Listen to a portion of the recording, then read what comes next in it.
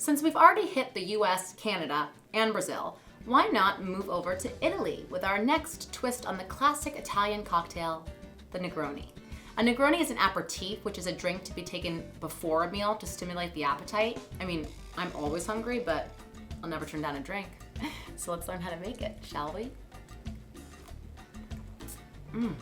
When's lunch? To make our Toco Negroni, we need a mixing glass and a regular glass already filled with ice. So first we are going to take some sweet vermouth, pour ½ an ounce into our jigger. There we go, throw that in there. Then we're going to take our Campari, another ½ an ounce into our jigger. There we go. Throw that in there. And then of course we're going to take our Toco Cachaça, pour 1.5 ounces into the jigger. Throw that in there. And then we're going to fill this glass with ice. There we go. Take our bar spoon and mix it really well. Perfect.